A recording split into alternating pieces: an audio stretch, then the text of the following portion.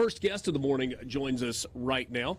We are glad to be with you. William Russell is the state director and an advisor to the Trump campaign. In studio this morning, I love his X handle. Big Willie Russ at Big Willie Russ on X. If you want to follow William, you can do that. William, thanks for being with us again. Good morning. Thank you, Richard. Good to be here. Last time we were talked, you were in North Georgia. You were helping out with some of the logistics related to disaster relief and kind of checking things out. What was that experience like? Well, I wasn't in North Georgia. No. I'm sorry. My brain just had a complete misfire. William, I was thinking about you know what? When I started asking that question and your eyes kind of got weird, and I was thinking about somebody else. Just pretend like that never even happened. Obviously, though, keeping an eye on disaster relief, FEMA response, it's turned into a political topic that goes along with this. And I guess one of the things we've seen, and maybe one of the things that we've heard from Republicans and the Trump campaign in particular, is that not necessarily demonizing FEMA, but recognizing that the response was not good enough and was not fast enough. Sure. Well, there are some things in life that should never be politicized. Yeah. Right. And when we're talking about disaster relief, we're all Americans here. And that's something that Donald Trump did in all 4 years. It didn't matter whatever was happening, wherever it was happening inside the United States. Donald Trump cared for each individual American as a person, not as a party, not as a voter. Didn't look to politicize events that were happening around the country. He was focused on making sure that everyone, and I saw that, right? So in my role when I was working in the White House, I was the trip director for the president. So we traveled all over the world, yes. But inside the United States, we went to disaster areas all the way as far out as the Paradise fires in California. We went to Florida. We went to North Carolina. We went all over. And Donald Trump saw everyone for who they were, an American, a person, a citizen here in the United States who is in a position where they're almost helpless. And your heart really, really hurts for, we look at a variety of different places over the past couple of weeks, whether it be in Central Florida after the massive hurricane that hit, Western North Carolina. I mean, these people have lost everything. It's an unfathomable thought to think that one day you wake up, the next day everything that you have is gone. And to not have an organization, not have the federal government have an apt response to that, it makes your heart hurt. And then it drives guys like Donald Trump to get out and do something, to run for president. It further reinforces the reason why he's running is to be the leader that we all know that he is. He's proven to be. And William, one of the things that's really interesting when you look at times of disaster, there's this debate. Okay, should politicians be there? Should they be on site? Should they be visible so that people can see them and hear elected officials, leaders say, "Hey, this is your time of need and we are here for you," or are they better off staying away because they're in the way and they're hampering efforts, and you've got law enforcement that could be involved in doing other things?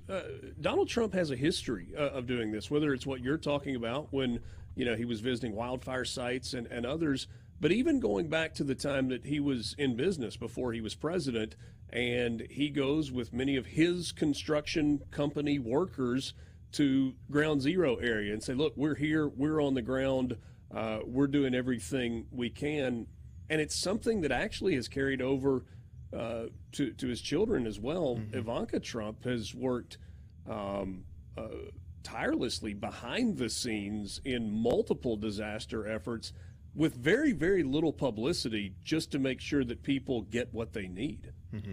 Well, and yes, I mean, I do think there is a role for politicians to play in this, and not just politicians, stars. Like we look at a variety of different people who have always been one of the first ones in, but I think it's measured, right? And that was something that we considered every time that we went into a disaster zone, is how much of the local resources are we pulling away? I'm speaking our time in the White House, how much of the local resources are we pulling away when we visit? What is the appropriate time to go in? What's happening on the ground? Have we moved past search and recovery? Are we now in the rebuilding phase? Like trying to figure out when the appropriate response. But I think that when we're talking about specifically the president going into a disaster situation, there's an element of this. Not only are you the commander in chief of a country, you are also the comforter in chief from time to time. And we got to see that when he was president. I think distinctly about a tornado that hit. It was in Tennessee, and I don't remember the town specifically. But just to walk down some of the streets that look very much like the ones here in Mississippi, and to know that Donald Trump cared about those people, and to see the houses that were destroyed, absolutely demolished, destroyed, and to see some of the faces, just that one little bit, just having the president going, just kind of turn the day around. And even if it's just for a time, and then you have to return to the reality of the destruction around you, you still have that moment of just comfort, just a little bit. And that's what Donald Trump has done very well doing. Visiting with William Russell, an advisor to the Trump campaign, state director of the Trump campaign here in Mississippi, as we get closer and closer to Election Day, just 20 days away. One of the there are so many differences between the Trump campaign and the Harris campaign on so many levels. But one of the things that has been talked about a lot is tariffs. And we played the clip from CNBC before the break. Mm-hmm. Donald Trump has talked about tariffs being used to the advantage of the American worker. The Harris campaign has said, hey, you're driving prices up for Americans across the board. Thought the explanation that we heard in the clip before you came on was really an interesting one. That, look, this is not... It's not going to just be across the board. Everybody gets these massive tariffs, 100%, 200%, 2,000%, whatever the number is. That this ultimately is a bargaining chip. It is a tool in the toolbox to try and help American manufacturing and the American worker. Is that a good way to look at this? I think that's a very apt way of looking at this. I mean, Donald Trump has been clear on what he's going to do with these tariffs. And when we take a step back and look at the holistic picture, the economic impact that the Biden administration has had here in the United States and abroad, Donald Trump is focused on making sure that Americans have jobs, right? And that was the caveat. Like, you bring a factory here to the United States and start building your products here in the United States, you're not going to be subject to these tariffs. Yeah, that's a very clear defining factor on like what the object is, and that's to put Americans back to work. I mean, it's really great that the Biden-Harris administration can run around touting this unemployment number, but that unemployment number doesn't talk about all of the people who have left the workforce, working age men and women who just don't feel like that there's a job out there for them. So they remove themselves from the workforce altogether. The challenge for the Trump administration, this next Trump administration, is to bring those people back to the table, to re-engage them, and not just in putting them in a job, putting them in a job that's a good-paying job, that they enjoy going to every single day, that is going to pay them a livable wage and give them the benefits that they need. And that's the kind of jobs that we're talking about when we talk about building factories here in the United States. I'm obviously local to Mississippi. I'm a Mississippian through and through. I come from the Golden Triangle, and we've watched in the Golden Triangle what manufacturing can do. I'll give a shout out to Joe Max Higgins. He does a great job bringing in these factories into the Golden Triangle area, and we can see the difference. These are good-paying jobs. These are these are jobs that people enjoy. It's transformed that part of the state. It really has. I mean, it's amazing to watch all of these people that have just gone from nothing, and then they enjoy going to work every day, and it's a good paying job. 20 days from the election. We'll talk with William Russell a little bit more after the break. He's an advisor to the Trump campaign and the state director for the Trump campaign in Mississippi. This is the Gallo Radio Show. I'm not going to ask him about any places where he wasn't when we come back. I'm not just going to make anything up when we come back. We'll talk more about some of the issues that seem to be at the forefront as we get closer and closer to Election Day. We're back with you right after this. Back with you on the Gallo Radio Show on SuperTalk Mississippi. Thanks for being with us. You want to join the conversation, you can do so on the C Spire text line at 601-879-4395. William Russell is my guest. He's an advisor to the Trump campaign, state director for the Trump campaign here in Mississippi as we are just 20 days away. William, I think 20 days away from Election Day. I think we talked about this a little last time about messaging and really staying on message. The polling numbers over the last week are interesting, and there appears to be a lot of momentum, especially in the 7 swing states for Donald Trump. How careful does he have to be, in your mind, to and look, with Donald Trump, we know that he's going to go off on tangents. We know that he's going to wander a bit. But if he just sticks to the economy and immigration and inflation, does he run away with this over the final 3 weeks? I think so. I mean, we're asking a question that we won't know the answer to till November 5th. But from everything that we can see, everything we can tell, these are the issues that are troubling Americans most right now. And Kamala Harris has done a poor job of addressing these issues, not just in her current position as vice president, but also on the campaign trail. She's just not answering these questions.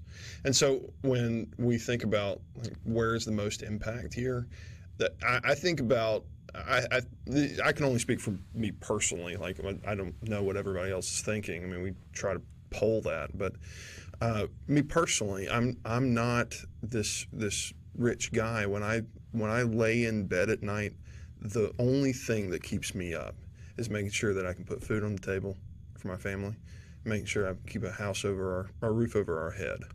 I mean, and I can assume that there are a lot of other people in the United States who have those same thoughts. And so when we talk about staying on message, the old adage, James Carville, it's the economy, stupid. Everything changes, but everything stays the same here. It's always the economy. And Donald Trump has done a very good job of hammering our immigration, and hammering the foreign policy issues that we see abroad. Those 3 things are what propelled him to the White House in 2016, and it's going to be what propels him back to the White House here in 2024.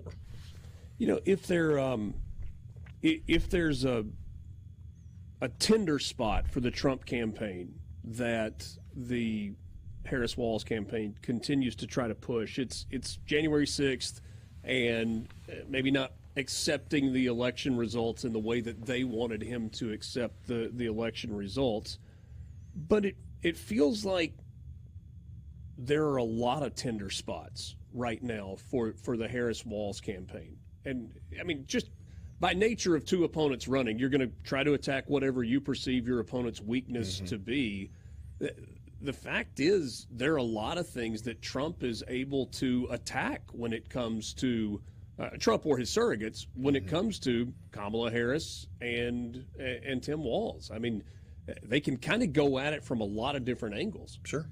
Well, and I will point you to kind of the past, especially in the past month.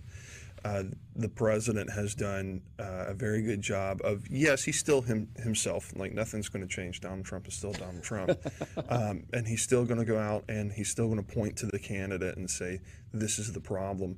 But he's done a very good job of connecting with the voter on laying out the vision, his vision for America over the next 4 years and beyond, which I think was always the thing that that candidates in general, whenever you're running for anything, struggle with. Is it's so easy to point at that binary thing over there. It's right there. It's the other candidate. It's laying out the vision of prosperity, laying out the vision of growth in a positive direction that candidates struggle with, and he has found his stride. Whenever you're able to walk into, and this is the biggest kicker, right? Like, Donald Trump loves the big stage. He loves his rallies. I've been to a million of them, and it's the energy in a room is incredible. But it's also the small events. It's the one-on-one interaction, personal interactions.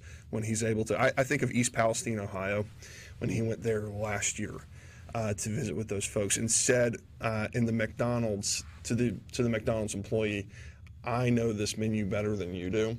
It's that it's that kind of personal interaction that has propelled him and continues to propel him. And you don't see that out of the Harris campaign. She can't have like a real moment, and that's if he continues to do this, and we know that he will. This is the formula for success here.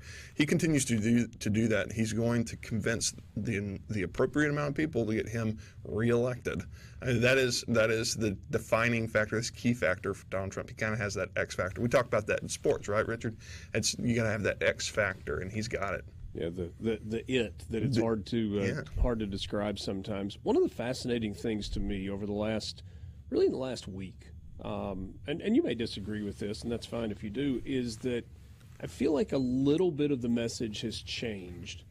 And here's what I mean by that. So the Trump message has stayed the same, but for months and months and months, it was Donald Trump, Donald Trump, Donald Trump. He's trying to win the presidency. And I feel like there's been more focus in the last week on the House and the Senate. Mm-hmm. Because it's not just got to win the presidency, it's in order to govern, need the House and the Senate as well. Right. And if you're able to win all three of those, then it almost feels like there's a mandate there, and you've really got some momentum going into January and the start of a new term. Right. And the map really looks good for the Senate, right? And the president is hyper aware of the need to have both the House and the Senate in order to effectuate his plans from a legislative perspective. Now, obviously, this is the executive branch. There's kind of a hand-in-hand approach here, where we do a lot of deregulation, a lot of the executive orders that we can do to kind of fix some of the problems. But in order to cement lasting change, you have to have a Senate and a House that are going to agree with you and vote for you and come up with the policy itself. Right? We got to have these guys write the law that then gets put on the president's desk. Yeah. And the president is hyper aware of the need for that, right? So we feel really good about the Senate. There are a lot of states that we're running way ahead. I mean, we're looking at West Virginia. We think that we're pretty confident in Montana. Right. But a lot of this is dependent on the president's performance in each of these states. I mean, if we were to have an election today, I would say that we would at least we pick up Montana, we pick up Pennsylvania, we would probably pick up Wisconsin's close. Wisconsin's close, really, really close. Yeah, I mean, I'm feeling. I mean, a lot of this is tied, right? I mean, we'll pick up Sam Brown, Nevada. Like I'm very confident in the Senate. The House is always a different beast, right? You've got so many members, and it is when we talk about a race of on the margins, like these House races are determined by 1,000 votes. It is tiny, the margins that we're talking about. So I'm confident that we're going to retain the House. How much, I don't know. But the president has done a very good job of making sure that when he's on the road in these states that we are pushing these candidates as well, because he needs friends in Washington, D.C. I was talking about this last night. I was with Congressman Kelly in Lowndes County. At the Lowndes County GOP fundraiser down there, and we were talking about how fortunate of a group of people we are here in the state of Mississippi to have regular Republicans win, like on a regular basis. When we look around at some of these states, I think of Derek Van Orden in Wisconsin. I look at Juan Ciscomani out in Arizona. These guys are these congresspeople are in fights for their life right now. Yeah. And so we encourage everybody to get out and participate, not just in your state, but broaden it. This is a holistic team effort. The crazy thing about what you say is for 100 years, that's not how it was in Mississippi. It was Democrat leadership and in Congress, maybe not so much in the Senate, in the governor's mansion. Mm-hmm. And then Haley Barbour, maybe a little bit before that, you saw the switch happening. And then with Haley, it's like it switched across the board, where you've got every state official, statewide elected official that's on the Republican side, with the exception of the Delta congressional district's going to be Republican. And I don't see anything changing in that for a really long time. Ever is a long time, but for now, it gives leadership in Mississippi the ability to get things done, kind of like we were talking about with getting that mandate if you get the House and the Senate, and of course win the presidency. Right, exactly. And I'm thankful that we have 3 great congressmen that come out of the state that go to work on a daily basis in Washington, and we've got 2 great senators in Senator Wicker and Senator Cindy Hyde-Smith. Yeah, certainly a lot of good things going on. William, always appreciate your time. I'm sure we'll talk again before Election Day, and no telling where I'll place you between now and then. Pleasure is all mine, Richard. Thanks for having me. Thanks. William Russell, advisor to the Trump campaign, state director of the Trump campaign here in Mississippi, joining us on the Gallo Radio Show on SuperTalk Mississippi. We've got a quick timeout. We'll wrap up the 7 o'clock hour, then another guest to start things off in the 8 o'clock hour. Looking forward to that. A Supreme Court candidate here in Mississippi. Justice Dawn Beam will join us at 8:05. More coming up. This is the Gallo Radio Show. We're back right after this.